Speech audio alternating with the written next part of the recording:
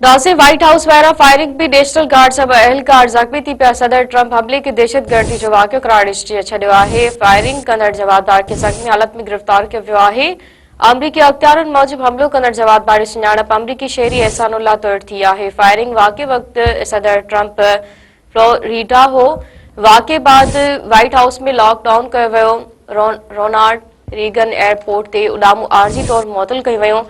ॿिए तरफ़ सदर ट्रंप वाक़े खे दहशतगर्दी करार ॾींदे चयो आहे त नेशनल गार्ड जे एहलकारनि ते फायरिंग कंदड़नि खे क़ीमत अदा करणी पवंदी। नाज़रीन, हिकु बार ॿीं रवांगे ब्रेकिंग न्यूज़ ट्यूब पिया। व्हाइट हाउस ॿाहिरां फायरिंग में नेशनल गार्ड जा एहलकार ज़ख्मी थी पिया। सदर ट्रंप हमले खे दहशतगर्दी जो वाक़ियो करार ॾेई छॾियो आहे। फायरिंग कंदड़ जवाबदार खे ज़ख्मी हालत में गिरफ़्तार कयो वियो आहे। अमरीकी अख़्तियारनि मूजिब हमलो कंदड़ जवाबदार जी सुञाणप अमरीकी शहरी एहसानुल्लाह तौर थी आहे। फायरिंग वाक़े वक़्त सदर ट्रंप फ्लोरिडा हो। वाक़े बाद व्हाइट हाउस में लॉकडाउन कयो वियो। रोनाल्ड रीगन एयरपोर्ट ते उॾामूं आरज़ी तौर मुअतल कयूं वयूं। ॿिए तरफ़ सदर ट्रंप वाक़े खे दहशतगर्दी करार ॾींदे चयो आहे त नेशनल गार्ड जे एहलकारनि ते फायरिंग कंदड़नि खे क़ीमत अदा करणी पवंदी।